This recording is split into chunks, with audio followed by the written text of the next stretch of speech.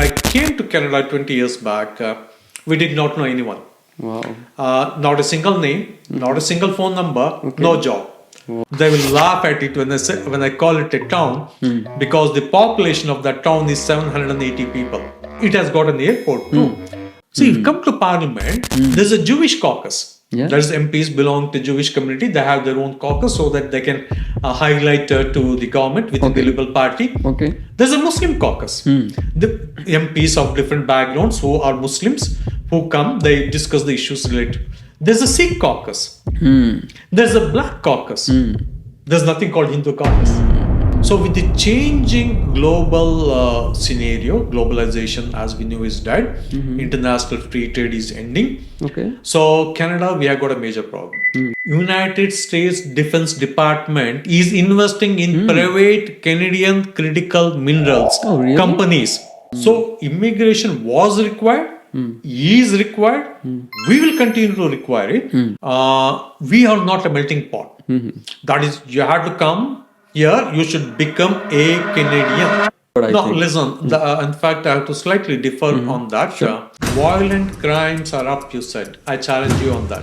Okay. Get me the statistics. Crime is up, Justin Trudeau is not doing, he's letting out anybody on bail. Absolutely bullshit.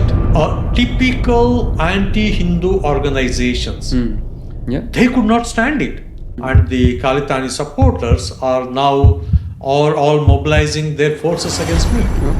There's a monarch. Though I don't agree with that, I want to become a republic.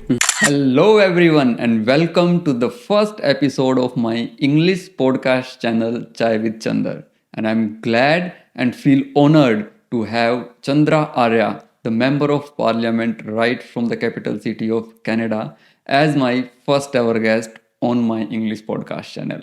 The Chandra Arya, the name who does not need any introduction. And let me tell you guys, he is a first generation immigrant, and within 10 years of landing here in Canada, he became the elected member of parliament. And not even once, the 3 times member of parliament and still counting. In this podcast, we talked about his immigration journey, his political career, as well as many Canadian issues and problems. And I'm sure you will go with lots of learnings and information from this podcast. And because this is my new channel, I need your support as you supported me for my Hindi channel. And you know the drill. Subscribe the channel, like the video, and share with your friends and family as well. So guys, without any delay, let's get started. This is Chandra Arya on Chai with Chander.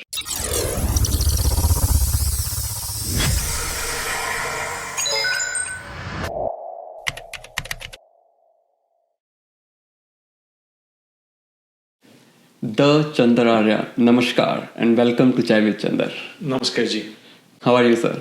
Fine, busy but good. Yeah, that's good. Busy is good. I don't know how to start. Like, welcome Chandra Arya on Chandra Arya show. Because I still remember, sir, when I first came in this country, I landed in Ottawa only. Yeah. And while we were driving back to home, so I saw your office the very first day. Okay. My brother came to pick me up, and I saw a big Chandra Arya on a building, and I was like, oh, that looks like my name. Well, my name is Chandra Shekhar Arya, but people call here Chandra Arya, right? And my name is actually Chandra Arya. Yeah. So, but I made it short as Chandra Arya. Yeah. And again, a small difference between the North Indian names and South Indian names is that you are Chandra Arya. That's right. We call Chandra Arya. Yeah, that's correct. So I thought we'll start with this name thing. Yeah. I'll tell you a funny story. Usually I got call from people on this, they don't even wait for a sec so that I reply. They just start, Namaskar sir, and we got your number, this, that, 5 minutes talk. Sometimes they call me and like, can you be a guest on Independence Day celebration or Republic Day celebration? I was like, I will be very happy to join, but you won't be happy to see me. Yeah. So that's great, sir. So well, this is really nice to have Chandra Arya on my Chandra Arya show. Usually, sir, I covered almost 45 episodes before, and they were all in Hindi. So I'm recently launching my English channel, and I feel honored to have you as my launching guest on my English channel. I'm glad this is an English channel because मेरा हिंदी बहुत कमजोर है. मैं तो बेंगलुरु से हूँ, so इसलिए हिंदी बात करना थोड़ा मुश्किल है. Yeah, but yeah, it's all good, sir. And if I may, speaking of Hindi, Yeah. Recently I met Prime Minister Narendra Modi. It was a 15 to 20 minutes conversation. He was speaking in Hindi, I was speaking in English. I could understand, he could understand me, so the conversation was really good. That's nice, sir. I saw few posts of you with Prime Minister Narendra Modi. I'll take a quick question on that post right now. I know for an Indian, when they meet Prime Minister, it's a different feeling, and because most of people do it like a fanboying, right? But you, as a Canadian and a Canadian politician, member of Parliament, right? How was your feeling? Did you feel any pressure, like being a Indo-Canadian MP, and you are having meeting with Prime Minister? So it is not just the Indians. Many people in the world, when a personality like Narendra Modi, Prime Minister of the biggest democracy in the world, the biggest population in the world, when meeting him, many want to meet him, not just the Indians. So it is across the world. The people who are interested in geopolitics, the people who recognize the Indian growing economic power, is geopolitical power, significance, they all would love to meet India. I was really privileged to meet him. Pressure, no. Anticipation, yes. Excitement, yes. But it was not a pressure. Luckily, as a member of Parliament of Canada, I had a pleasure of meeting many people. Yeah. Last year alone, I met the Taiwanese president. I met the foreign ministers of several countries, etc. So, because I meet our prime minister on weekly basis, so we don't feel the pressure, but it was exciting, and great. It was felt great meeting him. Yeah, it's nice to see, because amid this tension going on between in India and Canadian diplomatic relation, it's nice to see politicians from both borders coming together and having good conversation. Anyways, so yeah, I was telling you that I recorded 45 episodes before in my Hindi channel. Yeah, I will come back to that. The tensions you mentioned. I hope you remind me to answer that because. Sometimes this comment, if we don't clarify it, people will take that as a fact. But later on, please remind me, I'll talk on that. Yeah, for sure. I will bring this topic again in the talk. So I covered lots of immigration stories, people who came like 60 years back, sometimes 70 years back, and people who came here like 5 years back as well, and their career progression and their initial career and their life experiences. I'll start the talk with the same flow because everyone knows you as a politician, an established citizen of Canada, and high career post and everything. So I want to know, when did you come to Canada? Because as per my knowledge, you are a first generation immigrant, right? I came to this wonderful country 20 years back. Oh wow, that's I'll say, I mean, being an immigrant and reaching to the parliament 20 years are nothing. Yes, I was blessed, I should say that, but I will not say it is because of me. I would say it is because Canada offers the wonderful opportunities for anyone to do anything. That's right. It so happened that I ventured out. I wanted to do something, and it happened. Okay. And again, quickly, when I came to Canada 20 years back, we did not know anyone. Wow. Not a single name, not a single phone number, no job. Whoa. We just landed in Ottawa. So I'll cut you in between. What kind of visas you were? Permanent resident. Okay. We came as permanent resident. I applied on my own. I did not go to any consultant. So we just downloaded the application. We just submitted the application. We had to wait for 1.5 years. Okay. And then we got the permanent residence visa. We just landed here.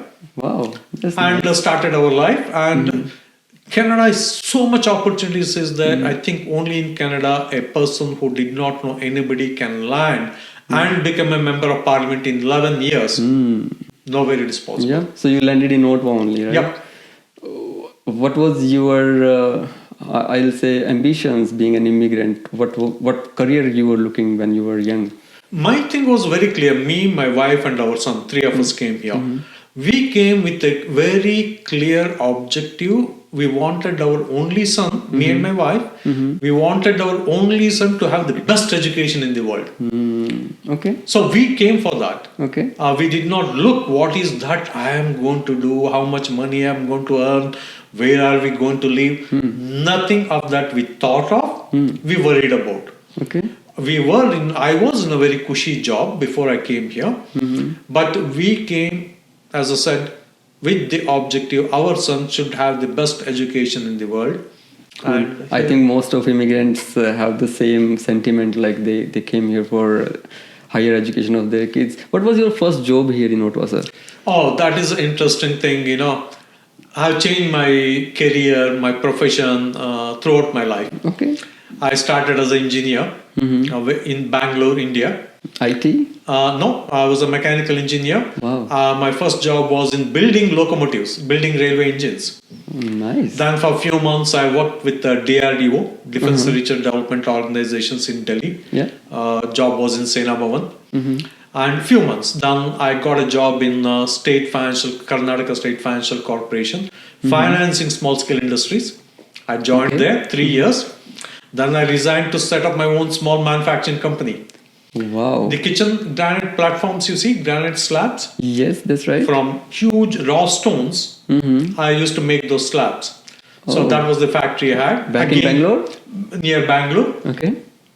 Then I sold it, achieved the typical middle class dream of buying a air conditioned car, buying an apartment, apartment with no mortgage.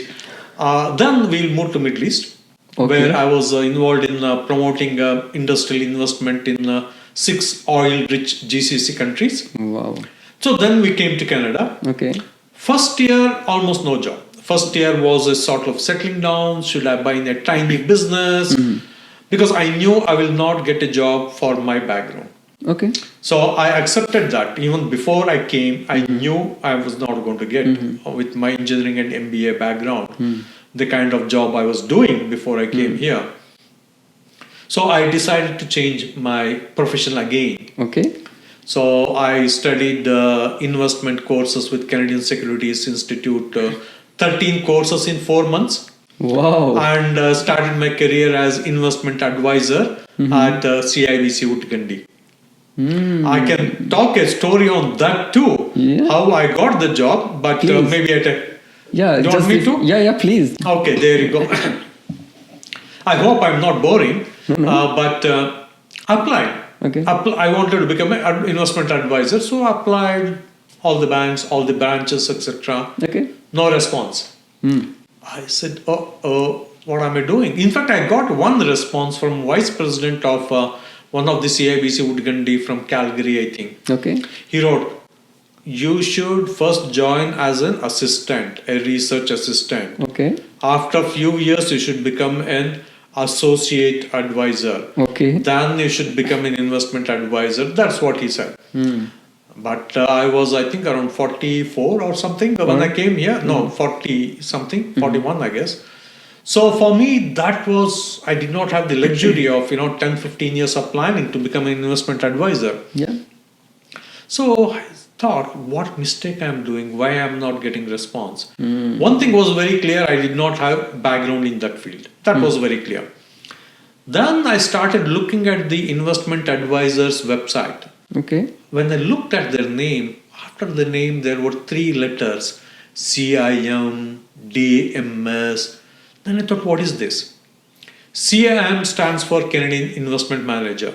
DMS stood for Derivative Market Specialist. Okay. And I said, okay, how do we get that? When I looked up, all we have to do is some courses at Canadian Securities Institute. But the beauty was, they were all online. We can take exam whenever we want. Okay. Then I said, okay, I'm a Desi guy. Taking exams is not a problem. So I sat from morning 8 o'clock till night 12:30, 1:30 every single day. Every week, Saturday I used to take one new exam. Okay. So in 4 months, I think I did 13 courses. Wow. So I got Canadian Investment Manager, Derivative Market Specialist. So I reapplied showing my qualification, Canadian qualifications. Okay. Plus, I did something which I strongly suggest people do. In addition to my CV or resume, whatever you call it, Yeah. I understood what this job was. Investment advisor, basically a sales job of getting business and managing the money. So it's fundamentally a sales job. So what I did was that in addition to my resume and CV, I attached one page strategy. What would be my strategy if you appoint me as investment advisor? Okay. How am I going to get my business? Okay. So one page, I just wrote, this is going to be my strategy. This is the target market. This is how I'm going to approach that market. This is how I'm going to get my business. Oh man, trust me, once I sent this new thing with new qualification with my sales strategy, RBC Dominion Securities, Scotia McLeod, CIBC Woodgundy, and I think TD Waterhouse. Wow. All called me. Wow. In fact, I got 2 offers. And Interesting. I got to pick to choose I preferred. Wow, lucky you. Oh, that's nice, sir. When we talk about immigrants, sir, whenever I ask this question, what was your first job? Usually I get answers like, because there is a saying for Canada, for everyone have to suffer initial days, and there is a term called as survival jobs, everyone have to start from there. So have you ever done these kind of jobs? See, my thing is that anybody coming to Canada as immigrants, if obviously they're all educated people, I guess they have to do their research. Yeah. Once they do research, today it has been online for last 20, 30 years. Almost everything about the Canadian life you will know. So you come with an open eyes, what is possible. Yeah. See, Canadian government also says that when you come with certain amount of money. Yes. So we also came with that money. So what we did was that we didn't buy a house. We 2 bedroom, 1 bathroom. Okay. We took an apartment on rent. We were there for 2 years. Okay. So we cut down everything that is required to make a living. In Canada, rent is the biggest expense. That's right. Food is negligible. That's right. So our savings was enough to take care of us for more than a year. So there was nothing called survival job that was required because we came with some savings as Canadian government recommends. Okay. And as long as we don't want to go for a 3 bedroom, 4 bathrooms, single home, etc., it was very manageable. Perfect. So it sounds like you have a foolproof plan on paper before you come here. I thought that was the common sense, I thought, because we do the research. We did, including before coming here, we exactly knew how much it's going to cost.